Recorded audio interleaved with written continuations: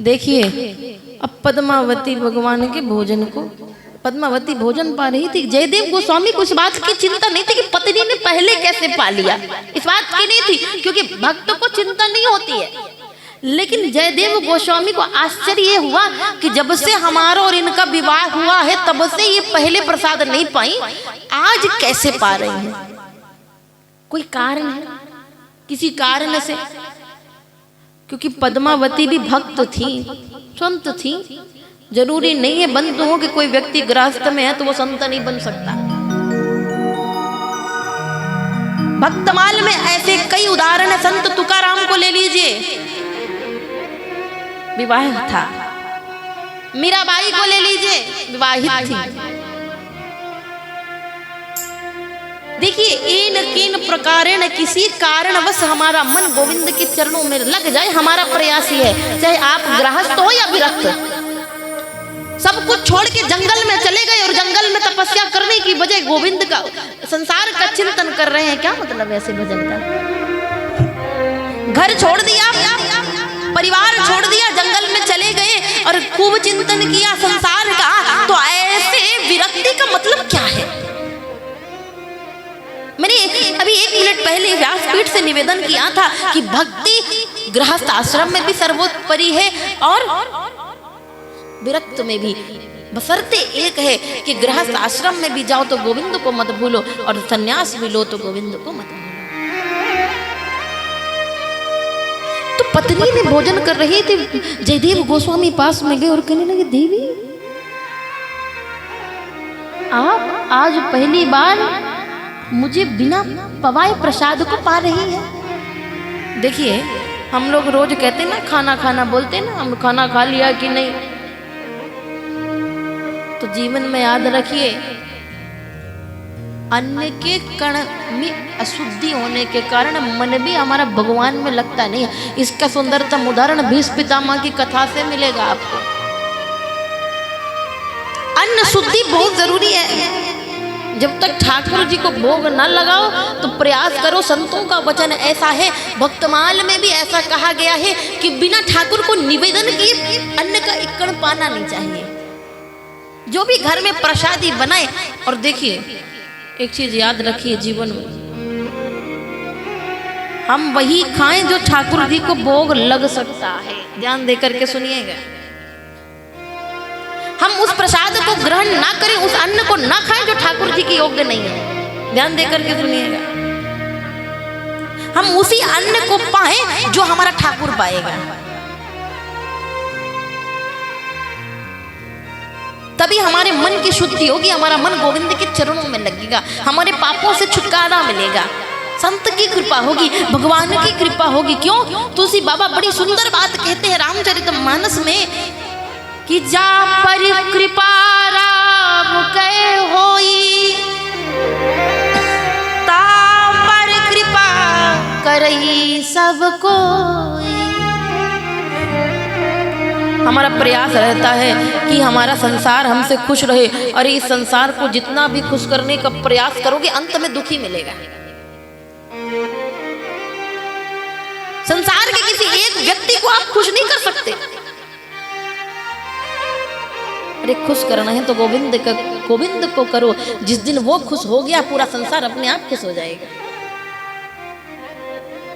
तो मैं आपसे निवेदन कर रही थी, भगवान को जो प्रसाद लगे, जो भोग आप जो घर में भोजन बनाते हो, पहले भगवान को अर्पित करो, और जो अर्पित करते हो वही प्रसाद पाओ, फिर वो प्रसाद बन जाता है। तो जयदेव गोस्वामी कहते हैं, देवी आज आपने इस प्रसाद को ग्रहण कैसे कर लिया? पद्मावती कहने लगी, आप पागल तो नहीं हो? बुद्धि सही ठिकाने पे है? अरे अभी अभी तो आपको भोजन खिलाया, प्रसाद पिलाया, अभी आप गंगा स्नान करने गए थे, 2 मिनट में आप तो गंगा स्नान करके भी चले आए। इसके पहले आपने पोथी मांगी, मैंने पोथी भी दिया आपको। आपने कहा कि मैं कुछ पद लिख रहा था, बीच रास्ते में मुझे उसका स्मरण हो आया, उस पद को पूरा करना है। उस पद को पूरा करने के लिए मैंने आपको पोथी प्रदान की। अब पोथी देने के बाद आप भोजन खाए और बोले मैं अभी आता हूँ काम करने के लिए। जयदेव गोस्वामी के मन में भगवान का चिंतन हुआ कि ये कोई नहीं, साक्षात नारायण आए थे। प्रेम से बोलो जय श्री कृष्ण। भाव नहीं आ रहा है, कथा में आनंद नहीं आ रहा, तभी तो जय श्री कृष्ण नहीं निकल रहा है। भक्त की कथा है भैया, ऐसे होकर के सुननी पड़ेगी, ऐसे तो काम नहीं चलेगा। हाँ? अभी हमारे जीवन में इतना बुढ़ापा तो नहीं आया। अभी नोट गिनता है जब व्यक्ति, तो देखो ऐसे करके गिनता है कि नहीं, है कि नहीं? अभी यहाँ पैसे की बरसात होने लगी तो देखो ऐसी फुर्ती आएगी उसको खींचने के लिए कि वाह रे वाह। भगवान की कथा भी कम नहीं है जी भक्तों की। अरे फुर्ती के साथ बैठिए, आनंद के साथ कथा को सुनिए। तो कहने का मेरा निवेदन था, जयदेव गोस्वामी समझ गए कोई नहीं, साक्षात नारायण मेरा रूप धर करके आए थे। और जैसी पोथी मांगा, बोले पद्मावती पोथी लाओ। पोथी लेकर के पद्मावती आई और जैसी पोथी को देखा तो जो पद गोस्वामी जी के मन में लग रहा था ये लिखना नहीं चाहिए, उसी पद को गोविंद लिख करके चले गए और अपना हस्ताक्षर कर दिया था। वो पद क्या है? समर गरल मंडन मम स्मरति खंडन देहि में पाद पल्लवम, देहि में पाद पल्लवम। इस पद को भगवान ने स्वयं अपने हाथ से पूरा किया है कि साक्षात वाकई में मैं राधा रानी के चरणों को अपने सर में रखता हूं। जयदेव जी इसको पूरा लिखिए। और जिस प्रसाद को, क्योंकि पद्मावती जब प्रसाद जयदेव गोस्वामी छोड़ देते थे ना, उसी प्रसाद को पद्मावती पाती थी। तो ठाकुर जी ने जो खाया प्रसाद पाया था उसको छोड़ा था, वही पद्मावती पा रही थी। जयदेव गोस्वामी ने आओ देखा ना भाव देखा, तुरंत उस थाली के ऊपर चढ़ गए और छीन लिया और प्रसाद जल्दी जल्दी खाने लगे। क्यों? क्योंकि ये तो ठाकुर का छोड़ा हुआ प्रसाद है।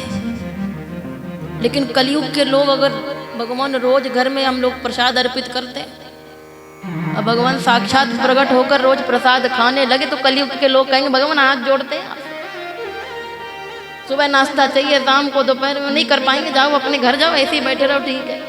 प्रेम से बोलो जय श्री कृष्ण। हाँ, लोगों के मन में भावना, अब ठाकुर जी अगर वाकई में विराजमान हो जाए घर में और सुबह से बोले बेटा नाश्ते का टाइम है, बाल भोग 12 बज रहा है, प्रसाद 5 बज रहा है, शाम का नाश्ता 8 बज गया, भोजन।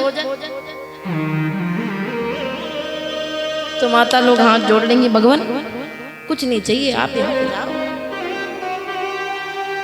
इसलिए भगवान मूर्ति रूप में विराजमान है। जब देना है दो, नहीं देना है नहीं दो। देखिए भगवत भक्त का लक्षण क्या है, भगवत भक्त की पहचान क्या है कि उसको ठाकुर की सेवा चाहिए। संसारी व्यक्तियों की, संसारिक लोगों की पहचान ये है कि उनको संसार की सेवा चाहिए, लेकिन भगवत भक्त की पहचान है कि उनको भक्त ठाकुर की सेवा चाहिए। ठाकुर जिसमें खुश हैं, गोपियां कहती हैं क्या, त्वद सुखे सुखितम प्रियम लक्षणम, हमारा प्रेमी जिसमें खुश है वो काम करे ना। जयदेव गोस्वामी ने गीत गोविंद की रचना की। और बंधुओं ये संतों का अनुभव है, मत नहीं है, ध्यान देना, मैं मत की बात नहीं कर रही हूँ, अनुभव की बात कर रही हूँ। जो व्यक्ति इस गीत गोविंद को डेली पाठ करता है, स्वयं जगन्नाथ भगवान जगन्नाथपुरी के धाम को छोड़कर आपके पास बैठ करके इस गीत को सुनते हैं। जगन्नाथपुरी में एक मालिन दाई, मालिन की पुत्री भगवान के लिए पुष्प तोड़ रही थी, और जैसे भगवान के लिए पुष्प तोड़ रही थी और गीत गोविंद की अष्टपदी का पाठ कर रहे थे, सुंदर अष्टपदी का पाठ कर रही थी।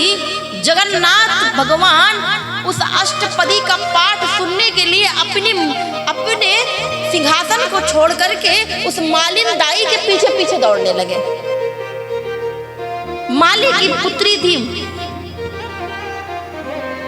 जहां जहां वो अष्टपदी का पाठ हो रहा था जगन्नाथ भगवान पीछे पीछे जा रहे हैं। अब फूल में गुलाब के फूल भी लगे हुए, कांटे थे कुछ, भगवान जगन्नाथ का वस्त्र फंस गया कांटों में, तो थोड़ा फट गया। जब उस अष्टपदी का पाठ बंद हुआ, पुनः भगवान अपने स्थान में विराजमान हो गए। पंडित जी ने पट खोला, शाम को देखा कि जगन्नाथ जी के वस्त्र जो हैं वो फटे हुए हैं। ये बात राजा को पता चली। राजा कहने लगा, बताओ, हमारे इष्ट, हमारा परमेश्वर, हमारा ठाकुर जगन्नाथ जी, उनके वस्त्र फटे हुए, ये कोई अच्छा संदेश नहीं है, ये कोई अच्छी बात नहीं है, ठाकुर का वस्त्र फटा हुआ है। पता करो ये वस्त्र फटा तो फटा कैसे ठाकुर का। सैनिकों को लगा दिया कि इस वस्त्र का जो टुकड़ा है वो कहीं तो गया होगा। सब सैनिक ढूंढने लगे तो ढूंढते ढूंढते बाग में पहुंचे और बाग के फूलों के बीच में वो टुकड़ा पड़ा हुआ था। उस टुकड़े को उठा करके लेकर के राजा को दिया। राजा, ये बचा हुआ टुकड़ा है। वहां के माली को बुलाया कि ये भगवान का पटका आपके पास आया कैसे। माली कहने लगा, मैं नहीं जानता, मेरी पुत्री काम करती है पुष्प तोड़ने का, उससे पूछता हूँ। तो पुत्री ने कहा, भगवान मैं तो कुछ कर नहीं रही थी, मैं तो जयदेव गोस्वामी की गीत गोविंद की अष्टपदी का पाठ कर रही थी। तब जयदेव गोस्वामी के अंतःकरण में जगन्नाथ जी ने कहा कि आज तुम्हारी अष्टपदी को सुनने के लिए मैं माली की पुत्री मालिन के पास में गया था। जयदेव गोस्वामी ने पूरी कथा सुना दी राजा को कि राजा, इस पद का पाठ जगन्नाथ भगवान को बड़ा प्रिय है। तो जगन्नाथ भगवान स्वयं चलकर के मालिन के पीछे पीछे दौड़ रहे थे पद का पाठ सुनने के लिए।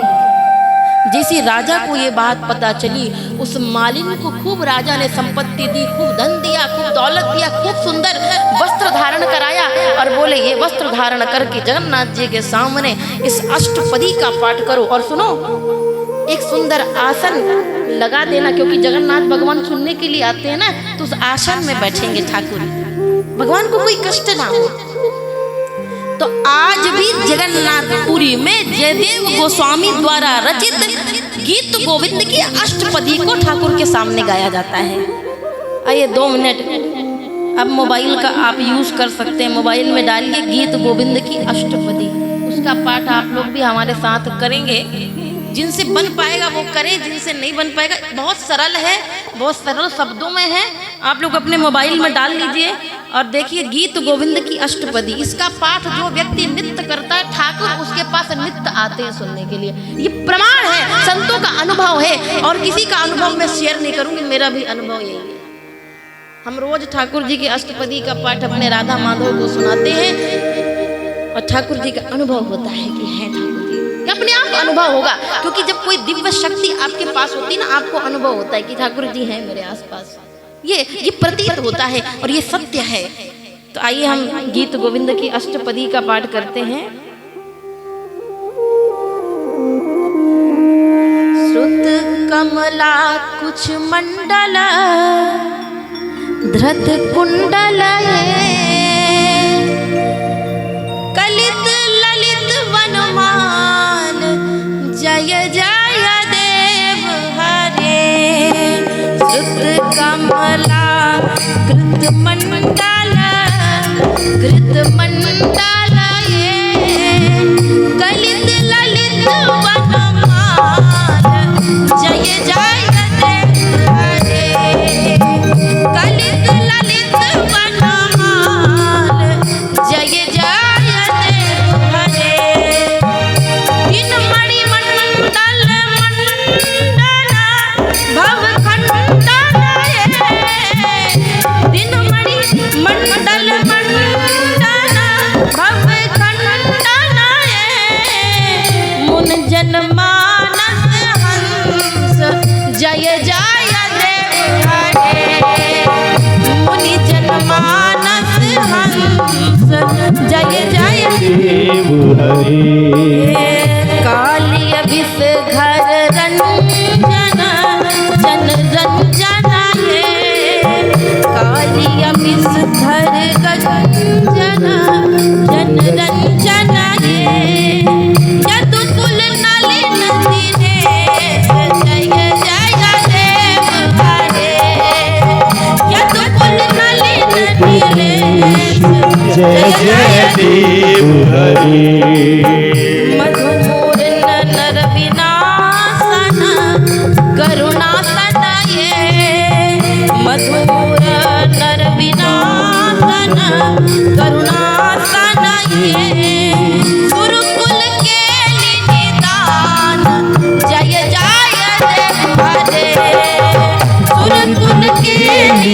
निधान जय जय देव हरे।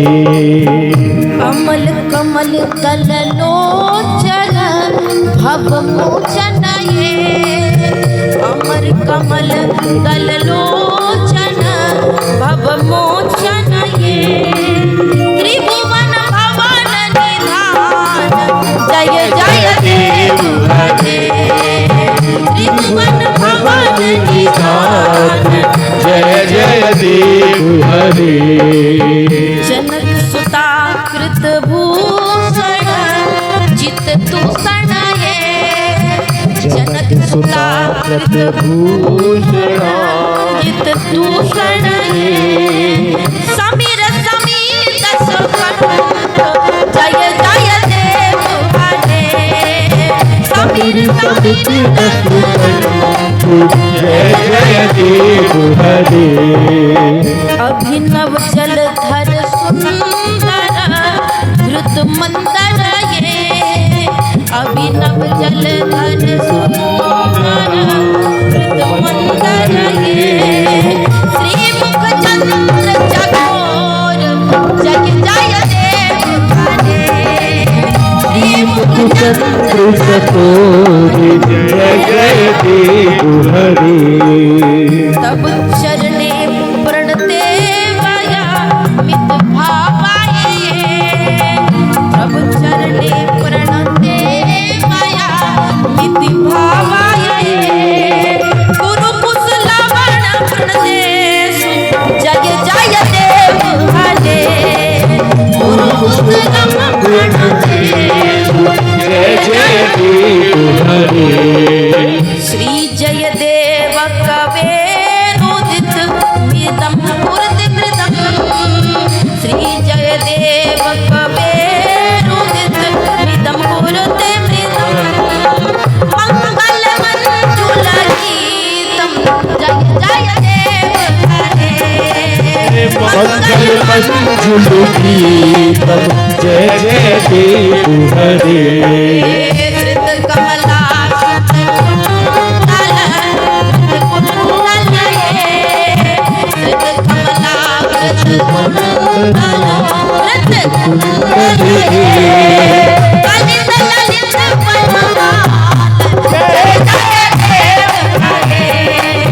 ललित ललित भगवान जय जय देव हरे। मणि मंडल मंडल भव खंडन ये, मणि मंडल मंडल भव खंडन ये, जय जय देव हरे। जय जय देव हरे। राधे कृष्ण कृष्ण कृष्ण राधे राधे, राधे श्याम श्याम राधे राधे राधे कृष्ण देखिए ठाकुर जी के अष्टपदी का गान हुआ है। जरूर 101% जगन्नाथ स्वामी यहाँ पधार गए। ये मेरा अनुभव है जो मैं बता रही हूँ। हमको और आपको दिखाई नहीं देते, लेकिन ठाकुर पधार गए। दोनों हाथ से ताली ऊपर करके, दोनों हाथ से ताली की सेवा करना है। राधे कृष्ण कृष्ण कृष्ण राधे राधे, राधे श्याम राधे कृष्ण कृष्ण कृष्ण राधे राधे, राधे श्याम राधे श्याम राधे राधे।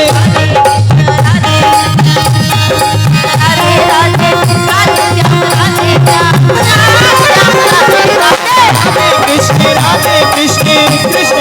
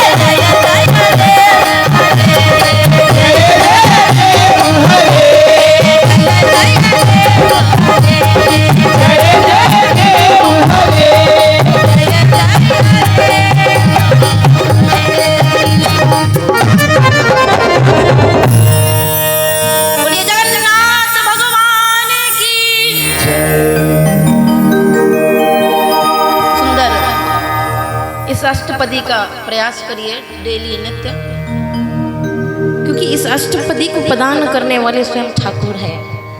जो जयदेव गोस्वामी का कहते हैं, जयदेव गोस्वामी जो हैं वो साक्षात जगन्नाथ जी का स्वरूप है।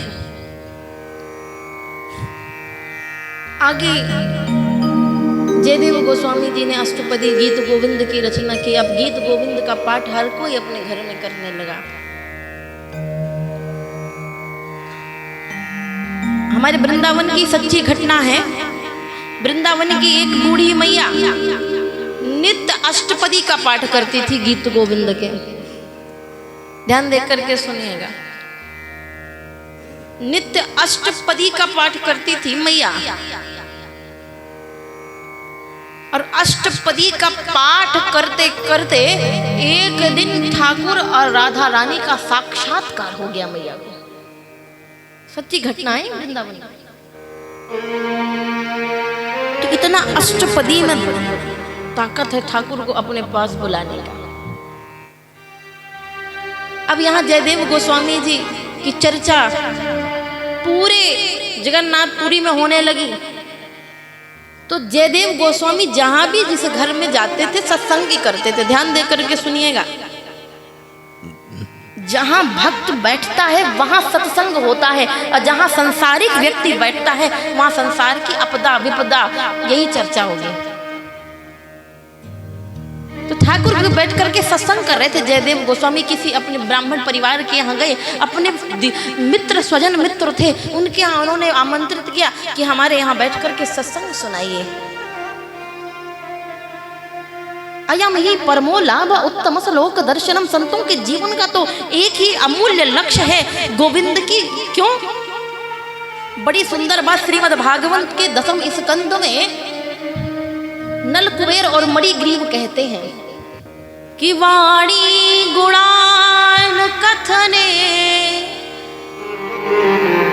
श्रवणौ कथायः हस्तौ च कर्मसु मनस्तौ पादयोर्नः। बड़ी सुंदर बात कहते हैं कि वाणी की सार्थकता भगवान का भजन करने में।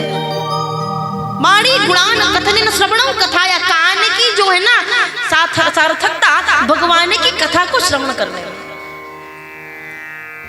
तो सत्संग कर रहे थे जयदेव गोस्वामी। जयदेव गोस्वामी जब सत्संग कर रहे थे तो सत्संग बड़ा लोगों को पसंद आया, बहुत आनंद आया सत्संग में। लोग समय ही भूल गए कि 4-5 घंटे कैसे निकल गए। कुछ काल तक जयदेव गोस्वामी ने उनके यहाँ बैठ करके सत्संग किया।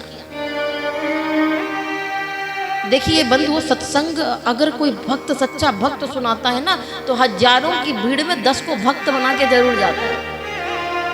सच्चे भक्त का धन ये है कि संसार के लोगों को भगवान से जोड़ दे। यही सच्चे भक्त का धन है। संपत्ति नहीं है, धन नहीं है, दौलत नहीं है। संसार के भक्तों का लक्षण तो यही है। और सर्वोच्चम धन यही है कि 1000 लोग अगर कथा सुन रहे हैं उसमें 5 भी भगवान का सानिध्य प्राप्त कर लिया, भगवान के भक्त बन गए, यही धन है। प्रेम से बोलिए जय श्री कृष्ण। जय श्री कृष्ण। तो जयदेव गोस्वामी सत्संग किए। सत्संग करके जब जाने लगे तो उस ब्राह्मण व्यक्ति ने पति पत्नी ने कहा, दंपत्ति ने कहा कि कुछ तो आप लेते जाइए, इतने दिन से आप सत्संग कर रहे हैं। जयदेव गोस्वामी कहने लगे मुझे ये सब नहीं चाहिए, आप अपने पास रखो। अच्छा, आजकल देखो संतों की बड़ी विडंबना है। लोग भाव से देते हैं, संत लेते नहीं तो भी दिक्कत, और ले लिए तो भी दिक्कत। ध्यान देकर के सुनना। कभी कदाचित लोग हमको भी कभी भाव से कुछ देते हैं, अगर कह दिए नहीं लेंगे तो कहेंगे बड़ा घमंडी, हमारे भाव का मान ही नहीं रखते। और ले लिए तो कह देंगे लालची है। प्रेम से बोलो जय श्री कृष्ण। तो बेचारे भगवान के भक्त करें तो करें क्या? जयदेव गोस्वामी भी फंस गए। अगर लेता हूं तो दिक्कत, नहीं लेता तो भाव खराब हो जाएगा। मन में विचार आ जाएगा अपने आप को कि बड़ा ये बड़े अभिमानी समझते हैं अपने आप में, लेते नहीं है। तो जयदेव गोस्वामी ने लिया नहीं तो जबरदस्ती दाम्पत्य ने 2 सोने की मोहरे पुटली में बांध करके जयदेव गोस्वामी के बैग में रख दी। और जैसे जयदेव गोस्वामी के बैग में रखी, अब जयदेव गोस्वामी तो चल दिए आगे आगे आगे जाने लगे। ये बात जंगल के 4 चोरों को पता चल गई कि जयदेव गोस्वामी के पास में क्या है 2 सोने की बड़ी बड़ी। अब पीछा करने लगे जयदेव गोस्वामी का। जैसे पीछे पीछे चलने लगे, जयदेव गोस्वामी मन में सोचने लगे इनको क्या चाहिए, धन चाहिए। धन के पीछे पड़े हैं और धन के पीछे पड़ते पड़ते मेरे पीछे पीछे आ रहे हैं। तो जयदेव गोस्वामी कहने लगे इनको जो चाहिए वो दे दो। पोटले से 2 सोने की मोहर निकाली और फेंक दिया, पकड़ो। जैसी सोने की मोहरें चोरों को मिली, चोरों ने क्या किया, पकड़ लिया।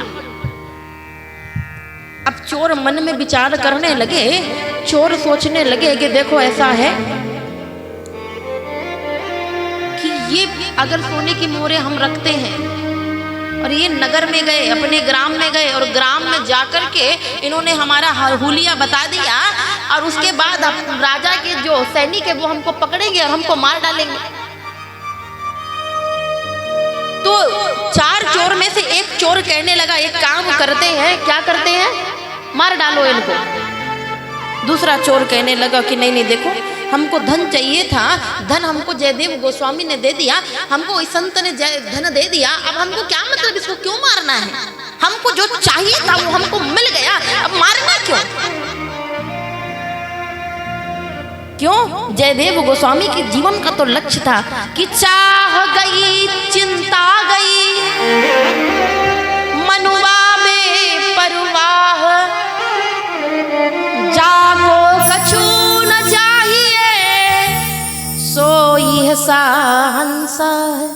जयदेव गोस्वामी को तो कुछ चाहिए ही नहीं। तो तीसरा चोर कहने लगा एक काम करो, इनको छोड़ना भी अपराध है, मारना भी अपराध है, तो करें क्या? बोले हाथ पैर काट करके गड्ढे में डाल दो, न ये जाएंगे न कुछ बताएंगे और अपना काम भी हो जाएगा। बचा भी दिया हमने, छोड़ दिया।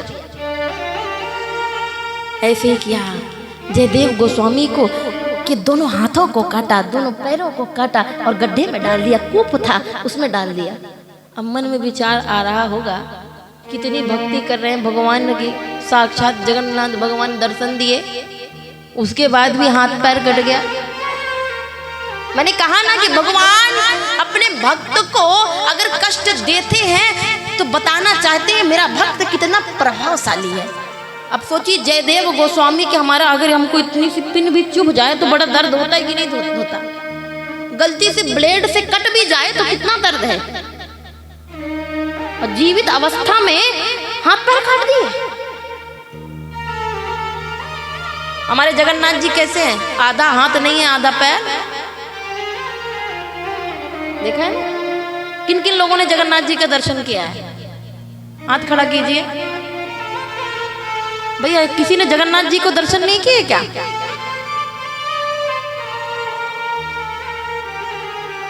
बाबू प्रेम से बोलो जय श्री कृष्ण। जगन्नाथ स्वामी ठाकुर जी सुभद्रा दर्शन हुआ कि नहीं? दी ऐसे खड़े होते हैं ठाकुर जी, दर्शन किया कि नहीं किया? मैया किया है।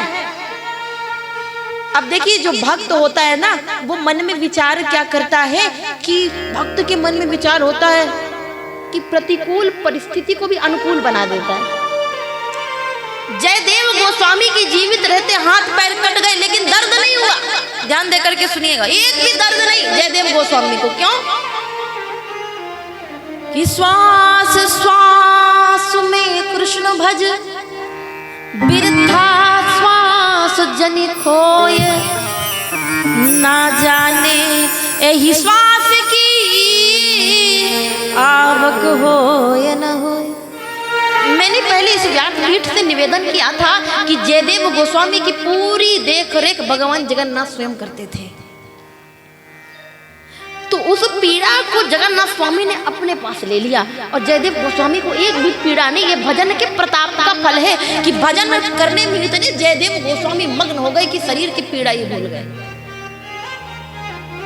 जयदेव गोस्वामी मन में मुस्कुरा रहे हैं कि वाह ठाकुर क्या कृपा किया है आपने। अपने जैसा बना दिया। भक्त तो हर प्रतिकूल परिस्थिति में भी प्रसन्न रहता है, ठाकुर की मर्जी है। और सीधे गड्ढे में जब डाल दिया तो गड्ढे में रह करके ही ठाकुर का स्मरण कर रहे हैं, भजन कर रहे हैं। धन वृंदावन वृंदावन वृंदावन धन वृंदावन वृंदावन गाओ वृंदावन वृंदावन कहो वृंदावन वृंदावन वृंदावन अरे वृंदावन वृंदावन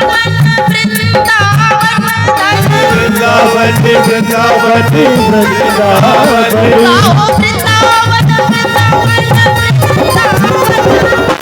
गाओ वृंदावन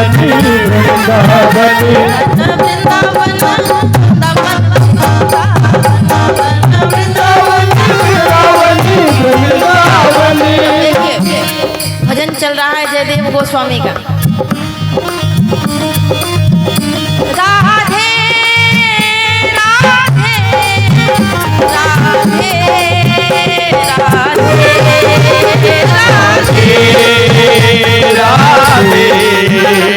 राधे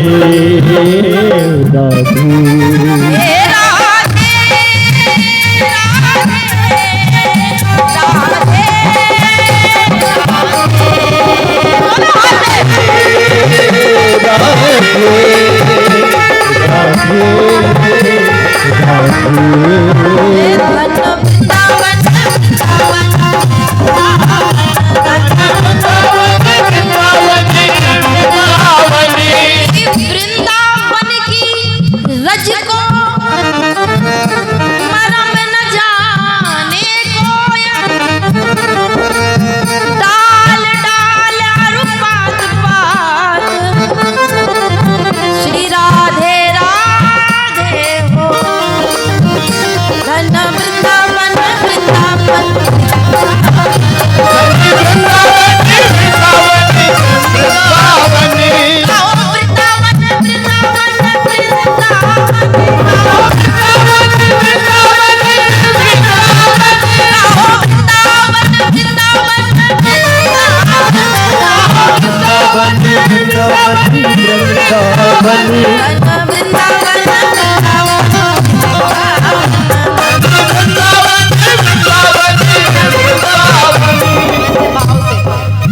जयदेव गोस्वामी गा रहे हैं।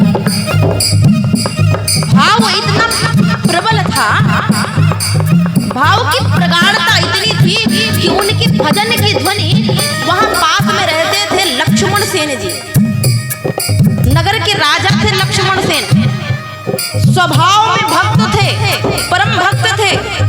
जयदेव गोस्वामी गा रहे हैं वृंदावन वृंदावन, उस धुन को सुनकर के, उस आवाज को सुनकर के बड़े उन्मत्त हुए, बड़े बड़े मनमत्त हो गए लक्ष्मण सेन जी। कहने लगे जाओ सैनिक ढूंढो, कौन है जो हमारे आसपास भजन कर रहा है। और सैनिक जैसे ढूंढने के लिए गए, ढूंढते ढूंढते जंगल में उसी गड्ढे के पास, उसी कूप के पास में पहुंचे जिस गड्ढे में जयदेव गोस्वामी थे। और जयदेव गोस्वामी तो धन वृंदावन वृंदावन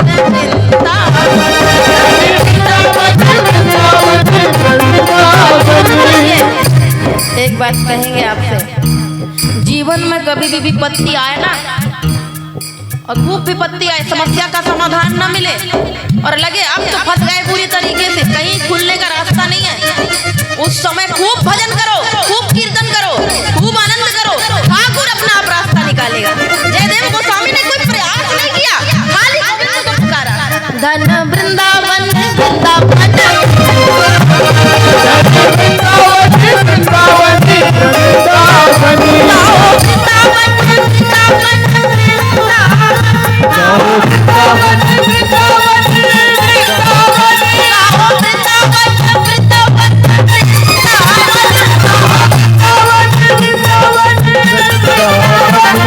सैनिक ने देखा कि यहाँ से तो वृंदावन की ध्वनि निकल रही है, आनंद हो रहा है, जयदेव गोस्वामी के हाथ पैर कटे हुए हैं, पीड़ा नहीं है, ठाकुर का कीर्तन कर रहे हैं, रस्सी से बांधा, जयदेव गोस्वामी को ऊपर निकाला। तब भी जयदेव गोस्वामी कहते हैं राधे राधे राधे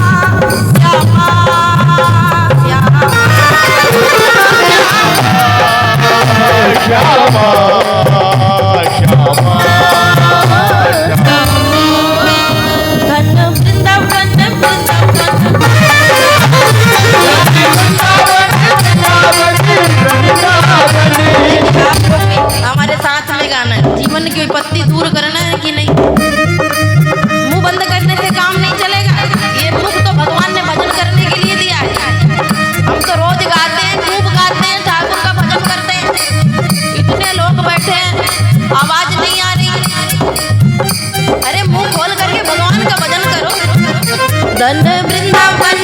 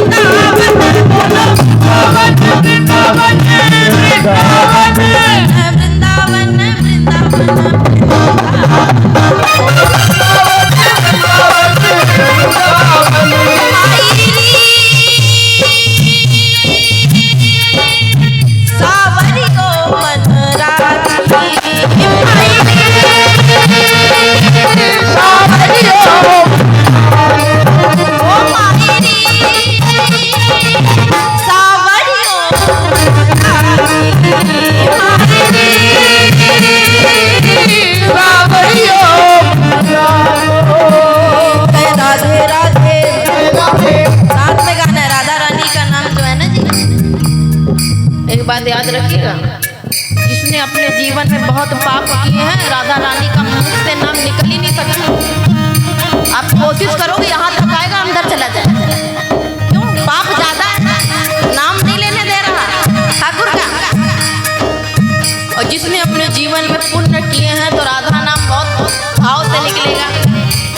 जय राधे राधे राधे राधे राधे राधे राधे राधे राधे राधे राधे राधे राधे। और एक बात बताएं, जो जितना ज्यादा पुण्य होगा ना उसकी आवाज उतनी ज्यादा ऊंची होगी। प्रेम से बोलो ज्यादा। जय श्री कृष्ण। राधे राधे राधे राधे राधे राधे राधे राधे राधे राधे राधे राधे राधे राधे राधे राधे राधे राधे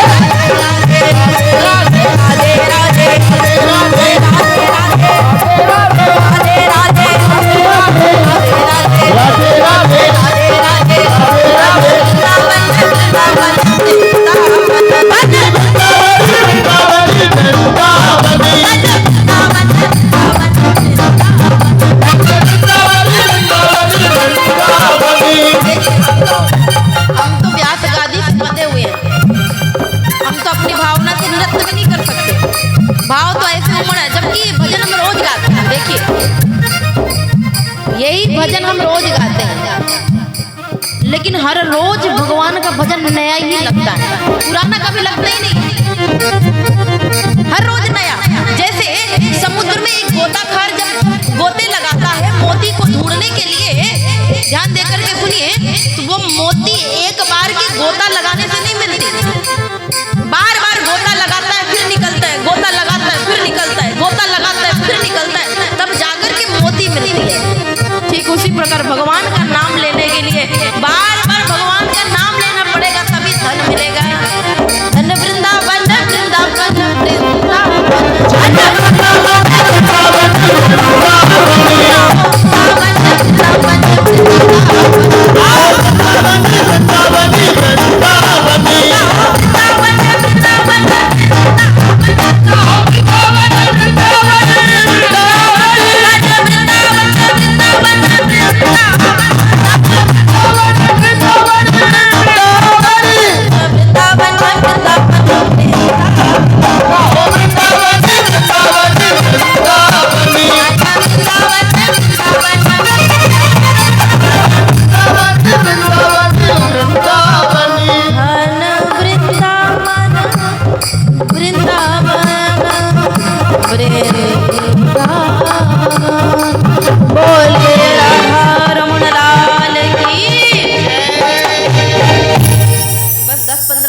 कथा और है जयदेव गोस्वामी जी की।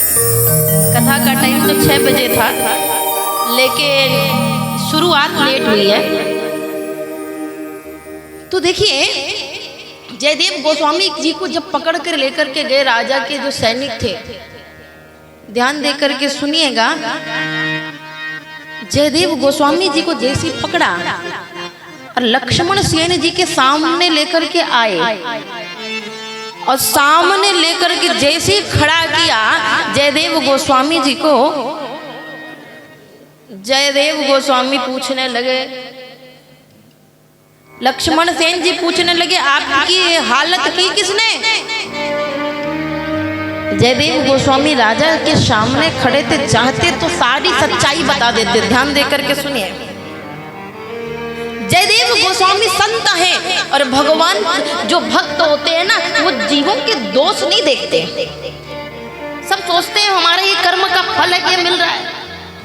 तो जयदेव गोस्वामी कहते हैं, राजन ये बचपन से ही मैं ऐसा था, मेरे हाथ नहीं थे, पैर नहीं थे, ये बचपन से ही है। चूंकि राजा भक्त थे, समझ गए जयदेव गोस्वामी झूठ बोल रहे हैं। सत्संग करना शुरू किया, क्योंकि जब भक्त और भक्त मिलते हैं ना, तो बात ठाकुर की ही होती है, सत्संग ही होता है। राजा ने पूछा, गोसाई जी एक बात बताइए आप हमको कि भगवान को प्राप्त करने का सरलतम साधन कौन सा है? लक्ष्मण सेन जी को जयदेव गोस्वामी कहते हैं, भगवान को प्राप्त करने का सरलतम साधन है भगवत भक्ति सत्संग। और जैसे सत्संग करना शुरू किया और कहने लगे संतों का संग। संतों के संग के विषय में बात की। लक्ष्मण सेन जी ने संतों की सेवा करना शुरू कर दी। 10 मिनट का टाइम है, 10 मिनट ध्यान से कथा को सुन ले, जयदेव गोस्वामी जी के पावन चरित्र को। उसके बाद अपनी वाणी को यहीं विराम देंगे। ध्यान से कथा को सुने, 10 मिनट ही कथा चलेगी। बस हमारा ये जो जयदेव गोस्वामी जी का चरित्र है, वो अंतिम पड़ाव पर है। तो जयदेव गोस्वामी ने कहा कि संतों की सेवा करना ही परम धर्म है, उससे ही प्रसन्न होकर के गोविंद मिलते हैं। राजा ने संतों की सेवा चालू कर दी, और ऐसी संतों की सेवा चालू की कि दिल खोल करके जो भी संत वेशधारी भी दिखते, राजा उनकी सेवा खूब करते। ये बात 4 चोरों को पता चली कि राजा जो है संतों की सेवा कर रहा है, न जात पूछ रहा, न पात पूछ रहा, न कौन से संप्रदाय है, कुछ नहीं पूछ रहा, खाली संत वेश देख करके सेवा कर रहा है, दिल खोल करके। ये 4 चोर संतों का वेश धारण करके पहुंच गए, और जैसे संतों का वेश धारण करके पहुंचे, उनकी दृष्टि जयदेव गोस्वामी पर पड़ी। अब तो 4 चोर डर गए, क्यों? इन्हीं को हमने काटा था, अब ये तो हमको पहचान लिए, अब तो हमको दंड मिलेगा। लेकिन देखिए संत जो है ना, बड़े कृपालु होते हैं, दयालु होते हैं। जयदेव गोस्वामी कहने लगे, भले ही इसने हमको काटा है, लेकिन किसी कारण से इन्होंने संतों का भेष धारण तो किया। आज तो लोग तिलक लगाने से डरते हैं कि अगर हम तिलक लगा लेंगे तो लोग कहेंगे जाड़ा पंडित बनता है। लोग कंठी माला नहीं पहनना चाहते, तिलक नहीं लगाना चाहते, शर्म आती है। हमको भगवत भक्ति में आगे बढ़ना है, तो हम चाहते हैं कि हमको सब सहज में मिल जाए, कुछ करना ना पड़े। अरे हम सनातनी हिंदू हैं, हमारी तो पहचान ही तिलक है। लोग पहले पुराने जमाने में देखिए, पहले चुटिया बांधते थे, पीछे बांधते थे कि नहीं। आज तो धीरे धीरे वो चुटिया भी खत्म हो गई, धीरे धीरे तिलक ही खत्म हो गया। लोगों को शर्म आती है। जयदेव गोस्वामी ने सोचा चलो ये दुष्ट है, पापी है, कुछ क्षणों के लिए इन्होंने संत का भेष तो धारण किया है, लेकिन ये कहीं पकड़ा ना जाए, क्योंकि अगर संतों के बीच बैठेंगे तो भगवत चर्चा होगी। अब इनको भगवत चर्चा क्या जानेंगे, तो दिन भर जिंदगी वह चोरी ही की है, तो पकड़ा जाएंगे। राजा के पास ज्यादा देर बैठेगा तो भी पकड़ा जाएंगे चारों। तो जयदेव गोस्वामी ने इनकी व्यवस्था अलग की। अब ये जिसकी व्यवस्था अलग हो वो VIP में गिनती हो जाती है। खूब सेवा, खूब धन दौलत राजा ने प्रदान किया, क्योंकि राजा ने जयदेव गोस्वामी जी को गुरु समझ लिया, आप हमारे गुरु हैं। खूब सेवा की। जब खूब सारा धन दौलत लेकर के 4 चोर जाने लगे, जो संत का वेश धारण करके आए थे, तो 4 चोरों के साथ में राजा ने सैनिकों को भेज दिया, क्योंकि आपके पास धन संपत्ति ज्यादा है तो चोर डाकुओं का डर है, इसलिए हम चाहते हैं कि सैनिक आपके साथ जाएं और आपको छोड़कर के आए। आगे आगे 4 चोर जा रहे हैं जो जिन्होंने संतों का वेश धारण किया है, और पीछे पीछे राजा के सैनिकों ने पूछा आप इतने महान कैसे, मतलब आपका परिचय जयदेव गोस्वामी से इतना कैसे है कि उन्होंने आपका खातिरदारी इतना करवाया है कि इतनी खातिरदारी अभी तक राजा ने किसी की नहीं की है। अब बेचारे सोच रहे हैं सही बताएंगे तो अभी मारे जाएंगे, झूठ बोल नहीं सकते, संतों का वेश धारण किया है तो किया है क्या। बोले राजन ये बात जो हम आपको बता रहे हैं सैनिक जी सुनिए, किसी को मत बोलिएगा। बोले हाँ बताओ। बोले बात ये है कि जो जयदेव गोस्वामी थे पहले हमारे राजा के यहाँ मंत्री का काम करते थे, इन्होंने खूब सारी चोरी की धन चुराया, राजा ने पकड़ लिया, फिर हमको कहा कि हम सैनिक थे उसी दरबार में, हमको कहा कि इनको पकड़ के लेकर के आओ और इनको मृत्यु दंड मिलेगा। तो हमने इनका पूरा धन छुड़ाया और छुड़ा करके राजा को दिया, इनको मारा नहीं क्योंकि हमारे ये परम मित्र थे, खाली हाथ पैर ही काट दिए। प्रेम से बोलो जय श्री कृष्ण। देखिए मैंने आपको एक बात कहती हूँ, प्रकृति जो है ना जी, प्रकृति और भगवान भी अपने भक्त के कष्ट को एक समय तक झेलते हैं, अपने भक्त का अपमान एक समय तक, क्योंकि हर चीज की मर्यादा होती है। प्रकृति भी जब भी आप अपनी मर्यादा का उल्लंघन करेंगे और करते करते जब उसकी सीमा बढ़ जाएगी तो प्रकृति उसका परिणाम देती है। आज प्रकृति से भी संत का अपमान सहन नहीं हुआ, मर्यादा से ऊपर बात हो गई तो धरती फटी, भूकंप आ गया और वो चारों की चारों धरती के अंदर समा गए, मृत्यु हो गई। क्योंकि प्रकृति को भी संत का अपमान सहन नहीं होता, एक सीमा तक करो तो ठीक है, सीमा से जब ज्यादा कोई चीज बढ़ती है तो प्रकृति उसका परिणाम देती है। ये बात सैनिक दौड़ करके राजा के पास गए और कहने लगे राजन ऐसे ऐसे बात हुआ और जयदेव गोस्वामी के विषय में उन्होंने ऐसा बोला, पृथ्वी फटी और चारों के चारों। तुरंत राजा गया, अनुग्रह किया, राजन गोस्वामी जी ये बात जो मैंने सुनी है आप सत्य सत्य बताइए बात क्या है, मुझे पता आप ऐसे नहीं है। फिर गोस्वामी जी ने 1000 तरीके से प्रयास किया कि सत्य उजागर ना हो, क्योंकि संत अपने मुख से किसी की बुराई नहीं करते। कि बुरा जो देखन में चला बुरा न मिलिया को, जब दिल खोजा अपना मुझसे बुरा को। जयदेव गोस्वामी के मन में एक बात थी कि अगर मैं इनकी असलियत खोल दूंगा तो कहीं ऐसा ना हो जाए कि संतों के प्रति श्रद्धा खत्म हो जाए राजा की। तो जयदेव गोस्वामी ने पहले संतों के बारे में बताया, खूब संतों की बड़ाई बताई कि संतन के संग लाग रे तेरी अच्छी बनेगी। उसके बाद जयदेव गोस्वामी सच्चाई बताते हैं। राजा चरणों में गिर गया, बोले आपकी हालत, जिन्होंने आपके हाथ पैर काट दिए उनकी सेवा खातिरदारी आपने इतने वीआईपी तरीके से करवाई। संत कहते हैं हम किसी से द्वेष नहीं रखते हैं। आगे चल करके उनकी कुटिया राजा ने वही बनवा दी और वही रख दिया। अब पत्नी और पति दोनों साथ में रहने लगे और राजा सत्संग करने लगे।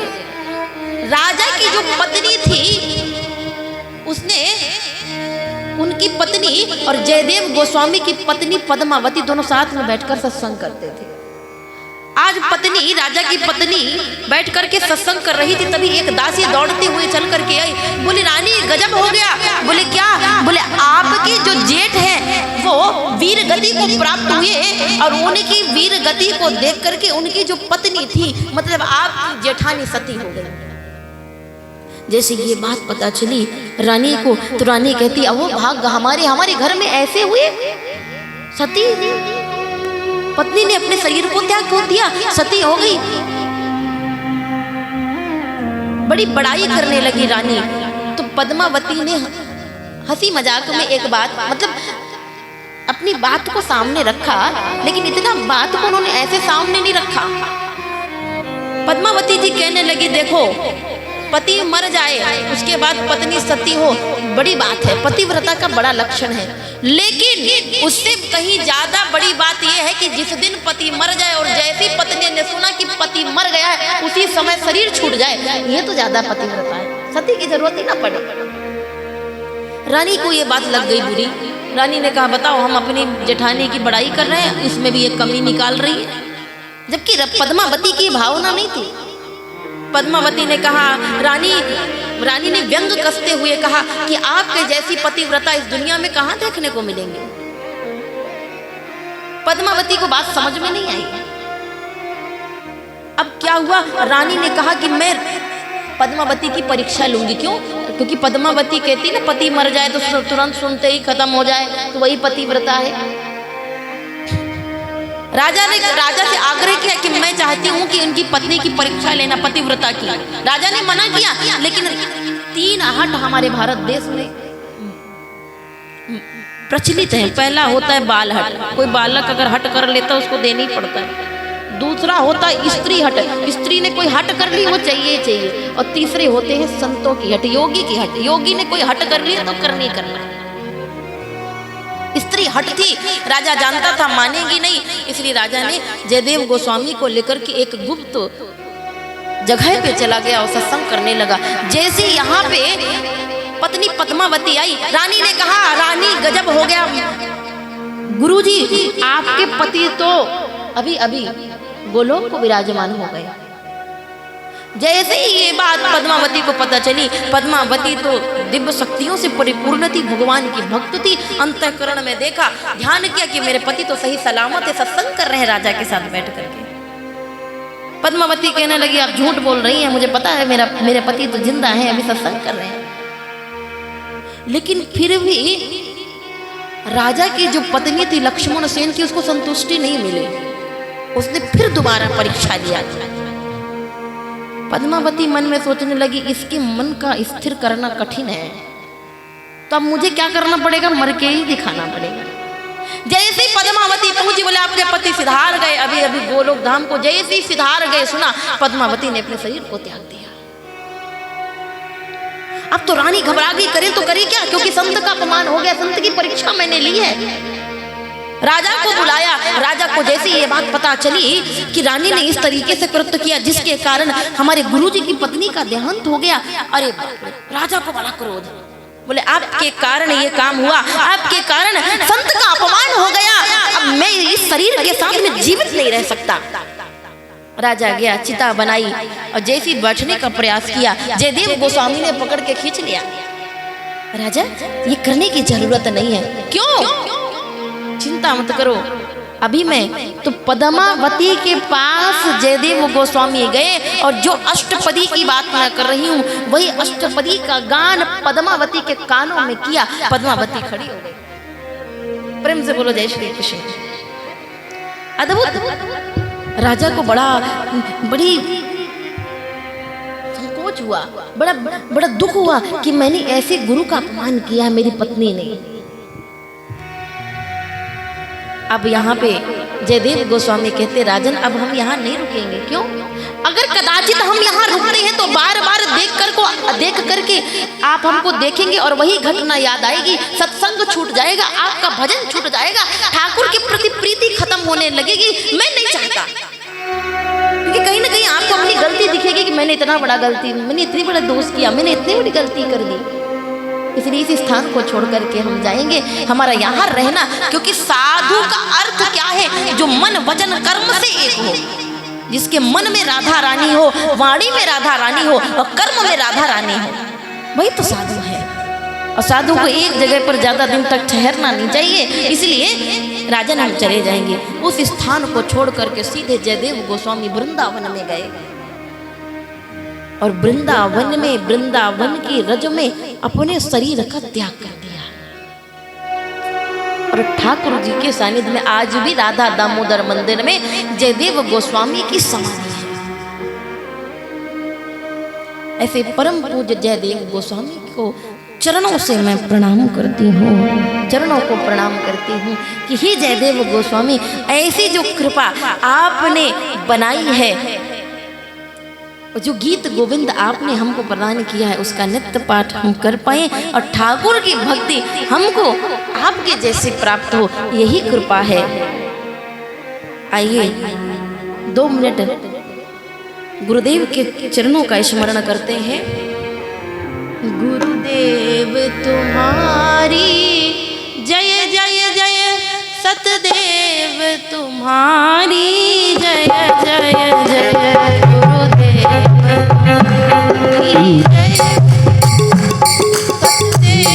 तुम्हारी जय जय जय, गुरुदेव तुम्हारी जय जय जय, सतदेव तुम्हारी जय जय जय, गुरुदेव तुम्हारी जय जय जय, गुरुदेव तुम्हारी जय जय जय, गुरुदेव तुम्हारी जय जय जय, गुरुदेव तुम्हारी जय जय जय,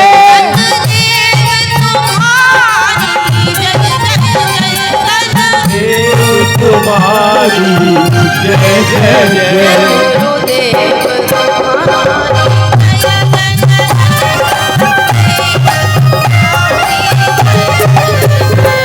गुरुदेव तुम्हारी जय जय जय, गुरुदेव तुम्हारी जय जय जय,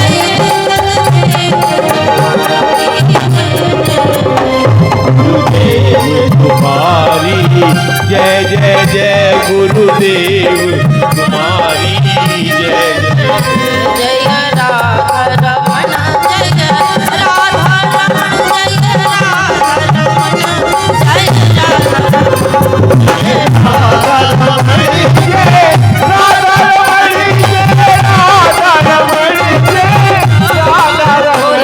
गुरुदेव भगवान की, परम पूज्य जयदेव गोस्वामी महाराज की। चूंकि आज 2 चरित्र होना था, एक ही चरित्र हो पाया, 3.5 घंटे ऐसे ही निकल गए। कल हम भीष्म पितामह के चरित्र के विषय में श्रवण करेंगे और अधिक से अधिक संख्या में आप लोग पधारें।